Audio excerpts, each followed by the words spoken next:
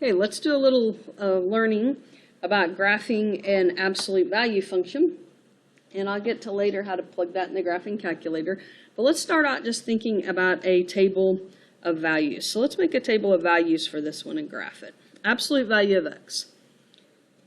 If I put 0 in for x, the absolute value of 0 is 0. So the absolute value graph looks like this. If I put 1 in for x, the absolute value of 1 is 1, so I have a point at 1, 1. If I put 2 in for x, the absolute value of 2 is 2.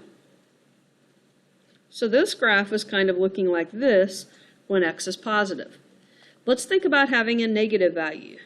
If I put negative 1 in for x, what's the absolute value of negative 1? You would say 1. So the graph looks like this. If I put negative 2 in, the absolute value of negative 2 is 2. So you can see how on an absolute value graph, the graph is only going to be in the first and second quadrant because no matter what you put in for x, it's going to become a positive y. So this is the absolute value of x. Notice that it's linear. It has a constant rate of change on this side, and it has a constant rate of change on this side. So this is what we're going to call the parent function. Let's go think about what would happen, and maybe you can already guess what would happen if I put a negative in front of the absolute value. So I'm going to try that one. I'm going to put a value in for x, and then I'm going to see what would happen if it was, let me move this into a different spot here so it doesn't get into our problem. So I'm going to do my table of values. I'm going to try a value for x and see what I get for y. If I put in 0 here, the absolute value of 0 is 0, and this makes a negative 0, which is just 0. Let's try 1. If I put a 1 in for x, the absolute value of 1 is 1, but then this is going to make it negative 1. Let's try 2. The absolute value of 2 is 2, but this would make it negative. So now I have the point 1, negative 1, and 2, negative 2. Let's try a negative number. The absolute value of negative 1 is 1, but then this would make it negative. So I have a point at negative 1, negative 1.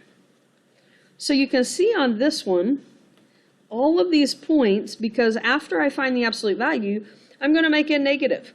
So you can see how all of our y values on this case is going to be negative. So by putting a negative in front of an absolute value, it reflects the graph over the x-axis. Let's see what happens if I put a number in front of this. We already know that if I put a bigger number here, it's going to make it steeper. Let's see what happens on an absolute value graph. So I'm going to try the number 0. The absolute value of 0 is 0, and 0 times 1/2 is 0. Let's try 1. The absolute value of 1 is 1, and 1 times 1/2 is 1/2. So I have a point at 0, 0, and a point at 1, 1/2. Let's try 2. If I put a 2 in here, the absolute value of 2 is 2, and 2 times 1/2 is 1. So you can see how this one is going to kind of look like this, and I could do the other side as well. The parent function would be 1, 1, 2, 2, and it would look like this. So by putting 1/2 in front of the x, it actually widens the absolute value function. So, and it takes every y value and halves it before it is graphed. So a number in this spot is either going to make my graph steeper or wider because it either multiplies by to get the y value or it takes a fraction of the y value. All right, let's think about what happens if I put a number at the end, like plus 2. So I'm going to do a table of values. I'm going to try a number like 0. The absolute value of 0 is 0, and 0 plus 2 is 2. And right here.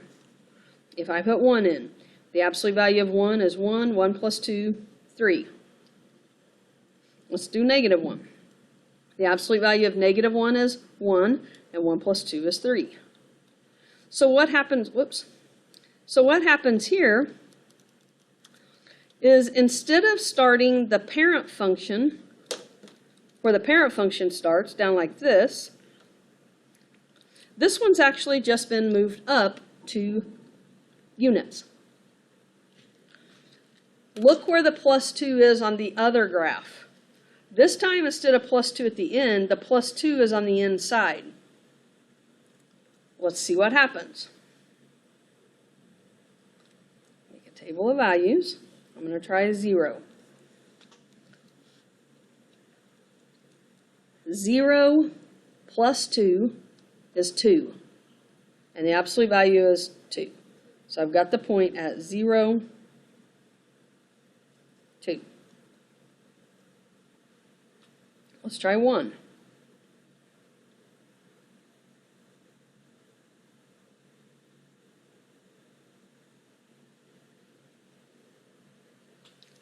The absolute value, 3, is 3. Let's try -1. -1 plus 2 is 1. The absolute value of 1 is 1. That's a little different than the way the other one looked. If I put in -2, -2 plus 2 is 0. The absolute value of 0 is 0. So look where this vertex point is this time. If I put in -3, I get 1. So this time, the vertex point, instead of being at this spot where the parent function was, it's actually moved over 2 units to the left. So now if you'd like, go ahead and go back to the graphing calculator and do a little investigating on what happens to these numbers. And then you can unpause the video and we'll do a little summary here. So when you're graphing an absolute value function, it's going to be y equals something, absolute value, and then you could have plus something right here. So this spot is going to tell us a lot about our graph. If there's a number greater than 1, this graph is going to be steep. It's going to be stretched vertically.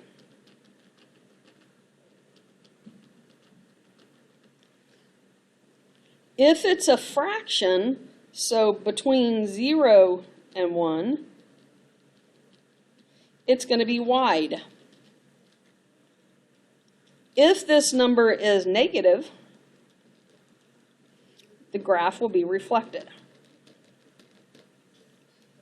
Now, inside the parenthesis, or inside the absolute value, this number is going to be different. This number is going to move our graph either left or right. So I'm going to go back to the example we did last.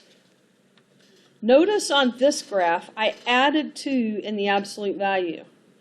When that happened, my graph actually shifted to the left. So it's really the opposite of whatever sign is here. So in this case, if I'm adding, it shifts left.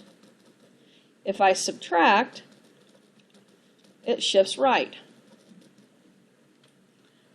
The last number, this number, is going to, if it's add, it's going to shift up.